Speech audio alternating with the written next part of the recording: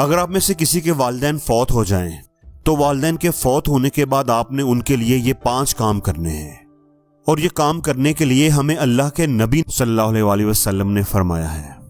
اب ہم میں سے ہر کوئی اپنا محاسبہ کر لے کہ جس کی ماں کا انتقال ہو گیا ہے یا جس کے ابا جی کا انتقال ہو گیا ہے وہ یہ کام کرتا ہے یا نہیں کرتا۔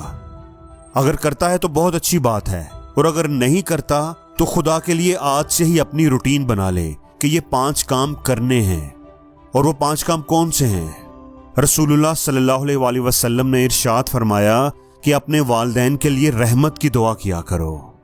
اب ہم اپنا محاسبہ کر لیں کہ پچھلے 6 مہینے کے اندر کبھی بھی یہ جملہ منہ کے اندر آیا ہے کہ اللہ میرے والدین کی قبروں پر اپنی رحمتوں کا نزول فرما۔ اگر آیا ہے تو آپ اس حدیث پر عمل کرنے والے ہیں، اور اگر نہیں آیا تو آپ کا شمار ان اولادوں میں ہوتا ہے جو بڑی ہی احسان فراموش ہیں۔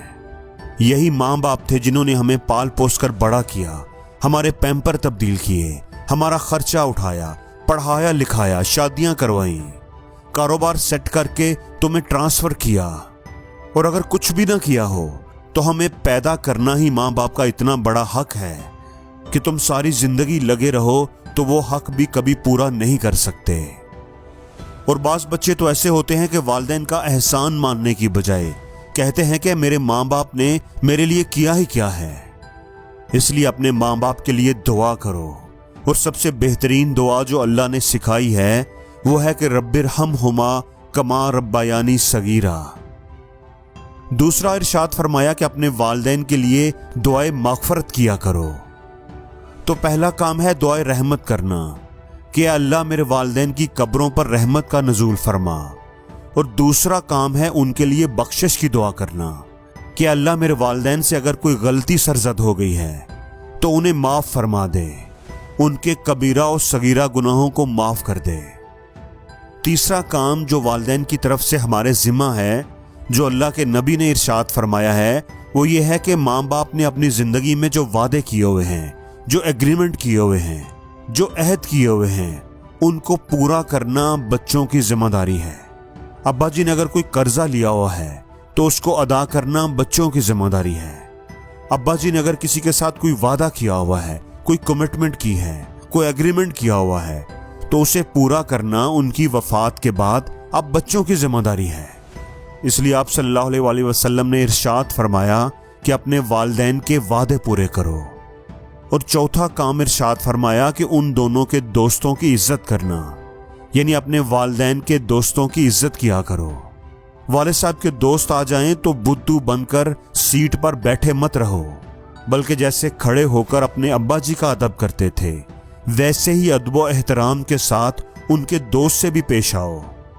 اب سوچنے کی بات یہ ہے کہ ابا جی کے دوستوں کی عزت کرنے کا حکم ہے، تو ابا جی کے بھائیوں کی کتنی عزت ہوگی؟ بھائی بہن تو دوست سے بھی کہیں بڑھ کر ہوتے ہیں، تو ابا جی کے ابا جی کی کتنی عزت ہوگی؟ ابا جی کی بہنوں کی کتنی عزت کرنی ہوگی؟